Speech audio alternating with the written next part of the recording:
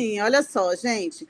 Isso aqui é um documento oficial do governo brasileiro que confirma que o presidente Lula vai participar da 16ª cúpula do BRICS, que ocorrerá em Kazan, na Rússia, de 22 a 24 de outubro. Essa é a primeira reunião de chefes de Estado do grupo após a expansão decidida durante a última cúpula em agosto de 2023 em Joanesburgo, na África do Sul.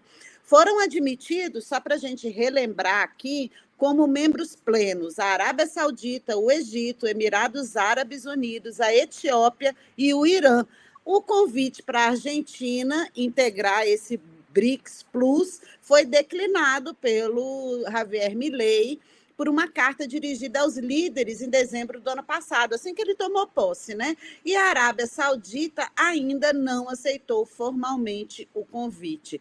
Na noite do dia 22, o presidente Putin, o presidente russo, será o anfitrião de cerimônia de jantar de boas-vindas aos líderes. E no dia 23, pela manhã, vai ser realizada a sessão plenária restrita, com a presença dos líderes dos países membros do BRICS. À tarde vai ocorrer uma sessão plenária aberta, em que está prevista a leitura de relatórios anuais de trabalho do novo Banco de Desenvolvimento, presidido pela ex-presidenta Dilma Rousseff, que a gente costuma chamar de Banco dos BRICS, também do Conselho Empresarial do BRICS e do Mecanismo de Cooperação Interbancária, talvez a mais importante. Eu queria ouvir, antes de prosseguir a leitura, porque talvez aí esteja a chave para a tão esperada desdolarização. Aninha e Miguel.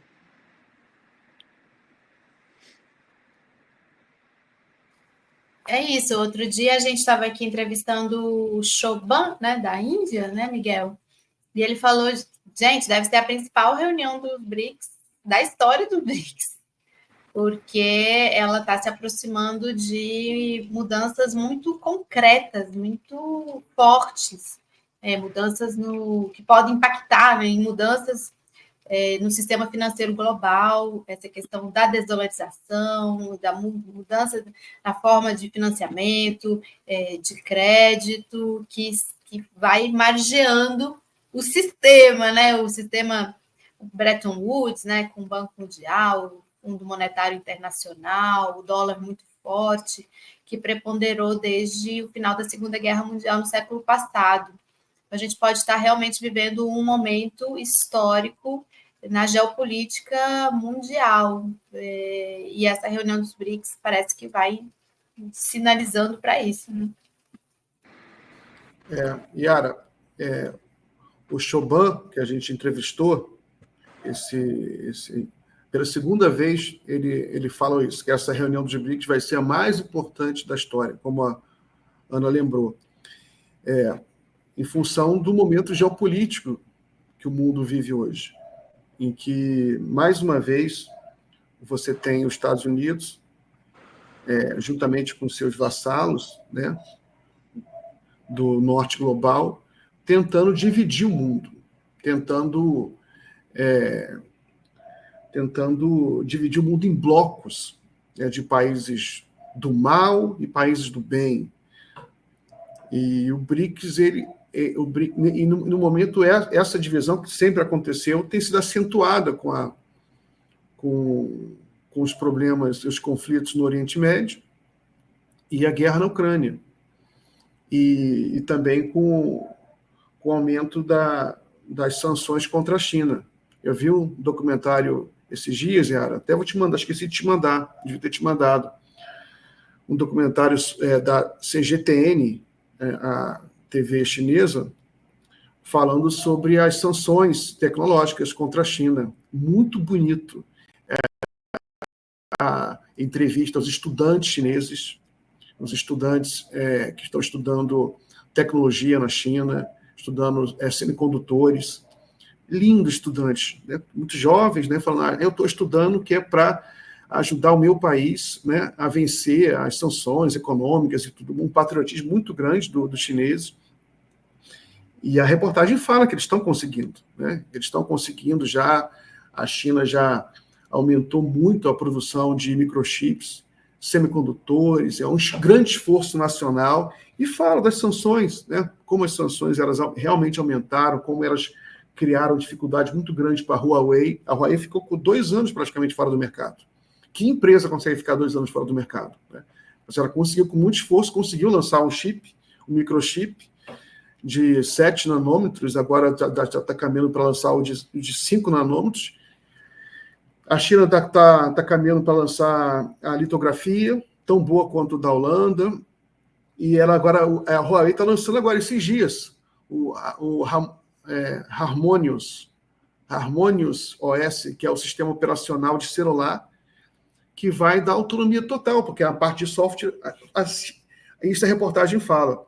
Mas, enfim, essa reunião de BRICS, ela vai ser importante porque ela encontra o mundo em outro estágio. Ela encontra uma outra China, né? É completamente diferente da China de 15 anos atrás, quando o BRICS foi criado. Outro Brasil, outro Lula, outra Rússia, outro Irã. Né? Então, e aí o BRICS, então, ele assumiu uma importância geopolítica que ninguém imaginava. E o fato de ele ter crescido, incorporar países novos, né? Isso ainda dá mais importância. Eu estou com muita expectativa para essa reunião.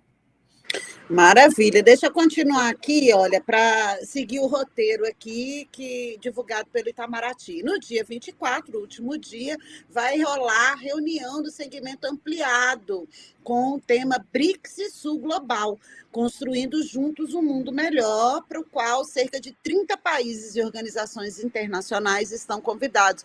A considero um dos mais importantes ali, depois da desdolarização, que é o prático. Essa daí é a questão política, né? Ainda mais a gente vivendo, como diz o presidente Xi Jinping, nunca antes na história do mundo ocorreram tantas transformações num período tão curto de tempo, né? Nesse século é o que está acontecendo agora. E na sessão haverá debate sobre questões internacionais, incluindo a crise no Oriente Médio e cooperação para o desenvolvimento inclusivo.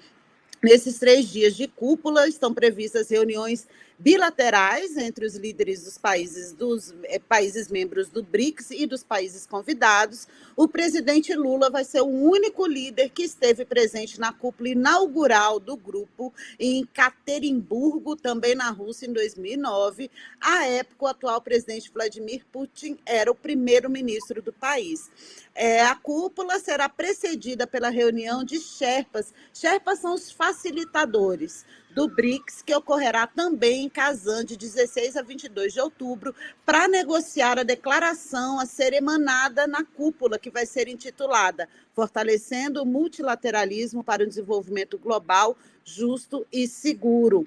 O BRICS não tem um secretariado, porque não é um grupo informal, né, Aninha? Não é como o G20, que cabe à presidência de turno, com duração de 1 ano, organizar as reuniões. Em 2024, a Rússia exerce a presidência pró-tempore, temporária desse agrupamento. E durante a presidência russa, foram realizadas as primeiras reuniões de ministros da Justiça, dos transportes, igualmente no âmbito da cooperação em saúde. O ano marcou a inauguração do Grupo de Trabalho em Medicina Nuclear e o lançamento da primeira edição da revista científica do grupo. E, finalmente, fala aqui sobre a criação da categoria de países parceiros. Na trilha de Sherpas, um dos principais temas em debate este ano é a possível criação da categoria de país parceiro do BRICS. Essa reunião de Sherpas, que antecede a cúpula, discute as prerrogativas e o grau de participação dos eventuais países parceiros do grupo. E, ao longo dessas negociações, o Brasil defendeu que a admissão de países parceiros obedecesse aos princípios que guiaram a expansão de membros plenos ocorrida no ano passado, lá na África do Sul. Entre os princípios, por exemplo, estão o equilíbrio geográfico, ou seja, não dá para colocar todo mundo da Europa, todo mundo da América Latina, tem que, né, o Sul Global tem que estar representado de forma mais equilibrada. A manutenção de relações amistosas entre os membros plenos e o apoio a uma reforma abrangente da ONU e de seu Conselho de Segurança. Isso é o que defende o Brasil, tá, gente? O Brasil recebeu cartas de diversos países afirmando interesse na adesão como parceiros. E esse ano a gente celebra uma década de fundação do do novo Banco de Desenvolvimento, o Banco dos BRICS, que foi anunciado aqui no Brasil, na cúpula de Fortaleza. A gente sempre recebe aqui uma das figuras-chave dessa criação dessa instituição, que é o Paulo Nogueira Batista, não é isso?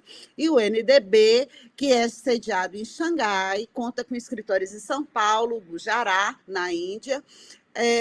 Aí, deixa eu ver aqui, e sim, aqui que eu queria chegar, que a partir de 1º de janeiro do ano que vem, o Brasil vai estar nessa presidência rotativa do BRICS. E o lema dessa presidência pro-tempore brasileira será fortalecendo a cooperação do Sul Global para uma governança mais inclusiva e sustentável. Então, está aí o recado importante, é um evento muito importante. Acho que, inclusive, o Washington deve estar com o cabelo em pé, né, diante da relevância, porque eles sempre viram com muito descaso, né, o BRICS, e agora você chegou com o Irã, chegou com a Arábia Saudita, embora ainda não tenha formalizado, né? Então, a gente tem muitos estudos aí, gente, falando sobre BRICS, sobre desdolarização. É um tema muito importante para entender a construção do multilateralismo hoje. Aninha e Miguel. Yara, descaso, mas assim, de fachada, porque até nessa entrevista também com o Choban, acho que foi nessa entrevista que ele estava lembrando que o Bannon, não era o nome, não é o Bannon, estou confundindo, que era o secretário de Estado do Trump. Não sei porque veio Bannon na minha cabeça. Vou lembrar daqui a pouco. O chefe do Departamento de Estado dos Estados Unidos com o Trump queria te falar que o B e o I do BRICS já estavam fora do BRICS, que era Brasil e Índia. Né? Ele falou isso para a gente, não foi, Miguel? Acho que foi o Choban mesmo que falou isso.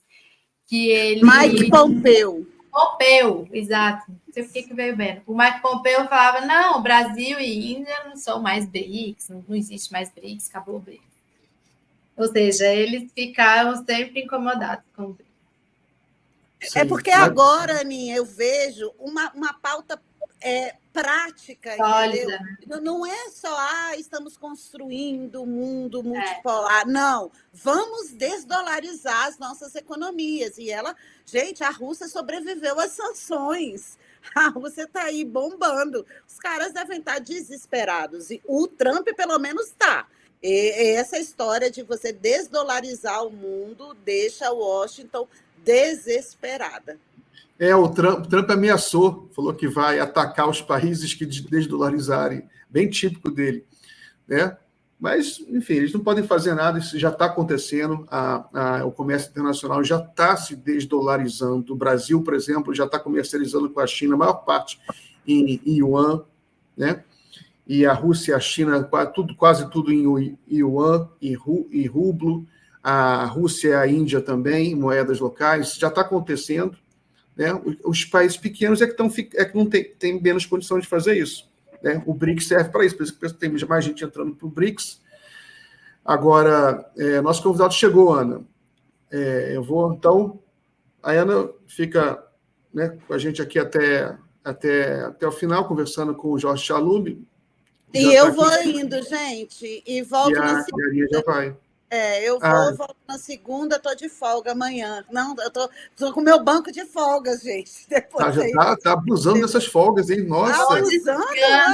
Da hora folga. Serviço, rapaz. Presta atenção. Olha isso, gente. Cuidado. Vou chamar o Lupe, hein? O Lupe. Bom descanso. Beijo. Tchau, tchau. Beijo. Valeu.